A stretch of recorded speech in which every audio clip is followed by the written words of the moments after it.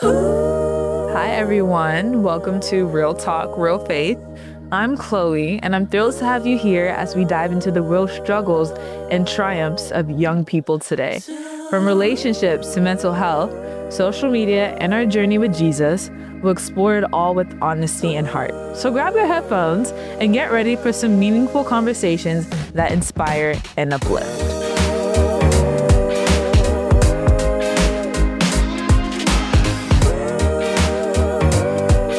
So today we have our parable of the week, okay?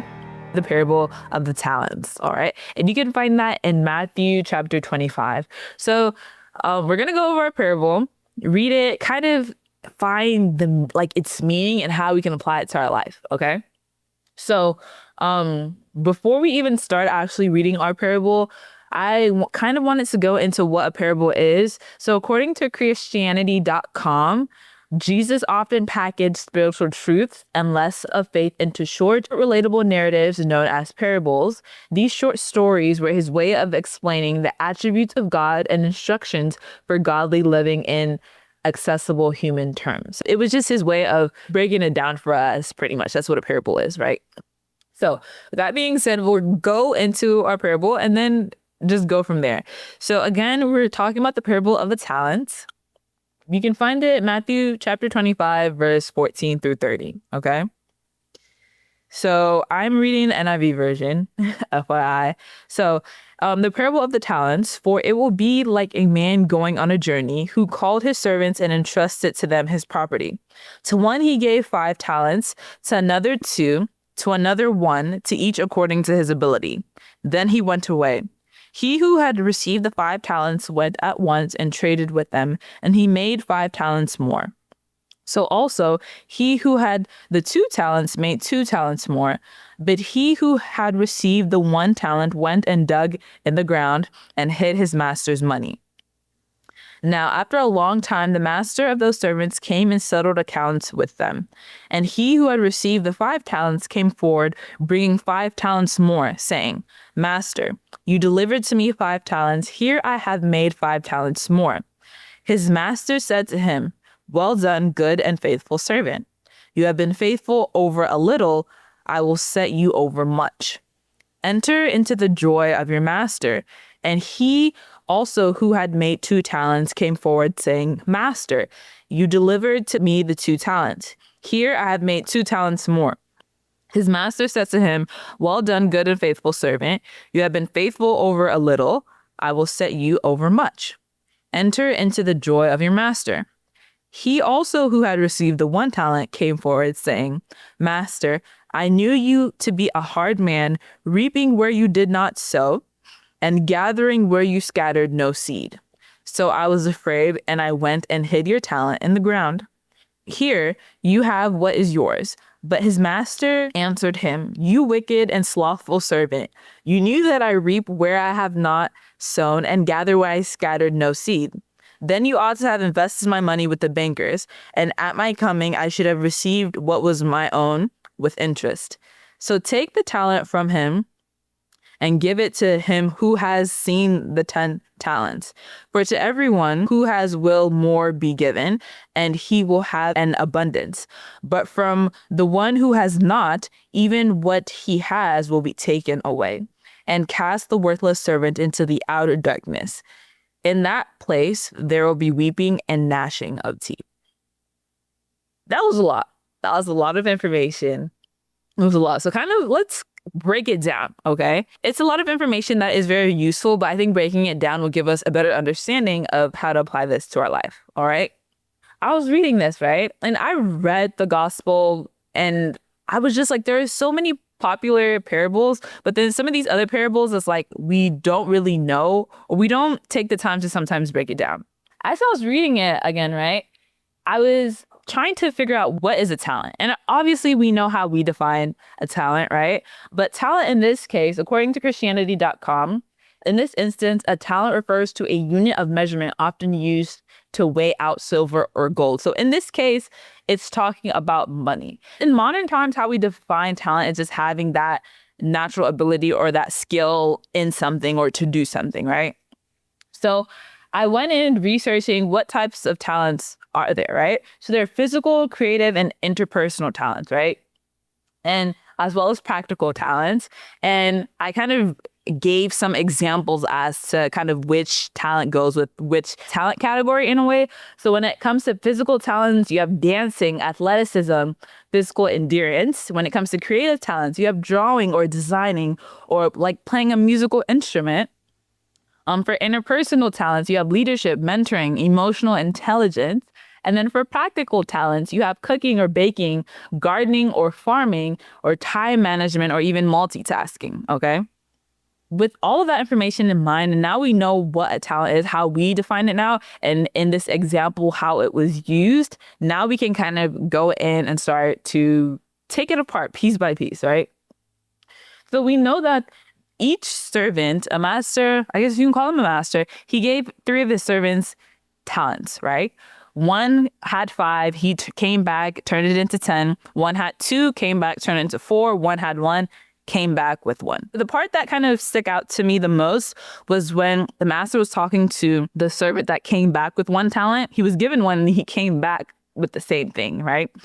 And he said, Master, I knew you to be a hard man, reaping where you did not sow and gathering where you scattered no seed. So I was afraid and I went and hid your talent in the ground. That is part of verse 24 and part of verse 25. And that part really kind of is what caught my attention out of the entire thing. He had 1 talent, right? He came back with the same talent that he had. And before even kind of, he showed his master what he had, but his first thing was making excuses for not increasing or multiplying the talent that he was given. How many of you guys, God will give us a talent and we make excuses for not using that talent? It's like, yes, they're talking about money, but parables, you can apply them to anything at all. So that part really stuck out to me. His first thing was, oh, I need to make an excuse. I already know how you are, master. Like, excuse from 1 to 1,000. I think he said that hoping that the master's reaction would not be as bad, you know? And the master's reaction was valid because I gave you something and you did not use that thing at all. You dug it up in a corner. You just left it. You put it off. Like, you did absolutely nothing with that, right? So I was reading this and I'm just rereading it. And I was like, I think the master would have been happier if the servant tried. Like, even honestly, I think the master would have been happier if he even came back with 0 talents because it shows that he put in the effort to try and do something with his talent instead of doing absolutely nothing with it and trying to, I guess, play it safe in a way, right? I think he definitely would have been happy with receiving 0 talents. Okay, it shows me, okay, you tried or you did something. I don't know how you lost the talent, but you tried in a way. As I was continuing to read it, it kind of reminded me of a plant, right? Let's say you get a plant. Let's say, oh, my mom gives me a plant, right? When she gives me that plant, you have to water it. Like, if you don't water that plant, it's going to die. If you don't water that talent, if you don't use that talent, it's going to die, right? Or it's not going to be at the level it could be, right? So if you have a plant and let's say you don't water, it's that type of plant that needs watering every day, needs love every day, right? And you decide, I'm not going to water it for like a week or 2 weeks. By the time you look in that corner to find that plant is probably dead, long gone. That plant is probably dead and long gone. So let's connect it back to our talents, right? If God gives you a talent, like an actual talent, an actual ability, whether it's athleticism or honestly anything, when God gives you a talent, he wants you to use it, not put it in a corner, not dig a hole. You put more effort into making excuses, digging a hole and putting the talent in than actually using your talent. So that talent that you have, whether it's being creative, cooking, that business idea that you have, that talent that God has given you, are you using it? I just want you to reflect, like, generally, are you using that talent, or did you dig it in a hole, or did you put it off, or say God, or give God so many excuses as to why you can't use that talent? Each and every one of us are blessed with talent. So are you using that talent? You can't say you're talentless. Your talent, like, you have talent in something. In something. You may not realize it yet, but some skill or some natural ability that just comes to you naturally doesn't always come to others as naturally. So it's like, are you using that? Are you using it to glorify his kingdom? Like this, I just want you to take the time and reflect on that. Or literally, are you just putting it off? Now, I feel like each one of us have more than one talent. And sometimes we realize what our talent is, but we end up using that talent in vain. So that's also something that we need to think about as well and reflect on.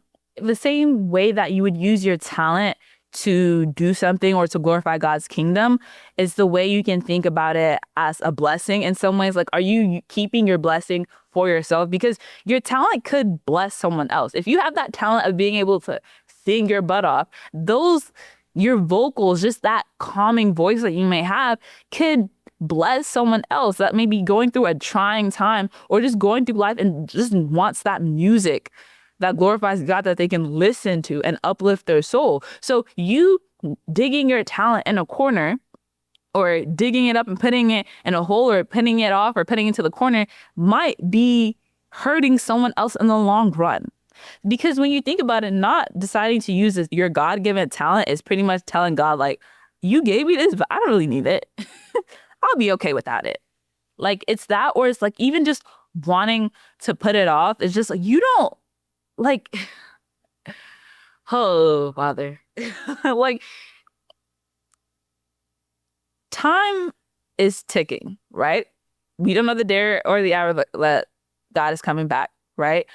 But you have to use the talent that God has given you because you might be robbing someone else of a blessing. Whether it's cooking, maybe you have a talent of cooking if you have a heart to cook. Maybe God would just put it in your desire to open up a restaurant where you're during trying times, you're helping others around you through your cooking. So you don't know how not using your talent is not only hurting you, but it's hurting others as well. Even if those other people are around you or not, it's still hurting other people, right? So I'm going to give you guys an assignment. I know episode before, I also gave you guys an assignment, but this assignment is going to be a little bit different. I want you to type in the comment section down below what your talent is, okay? And I want you to just pretty much type what you think your God-given talent is. And then after you come up with the list of what you think your God-given talent is, I want you to write it down, type it in the chat, and then pray about it.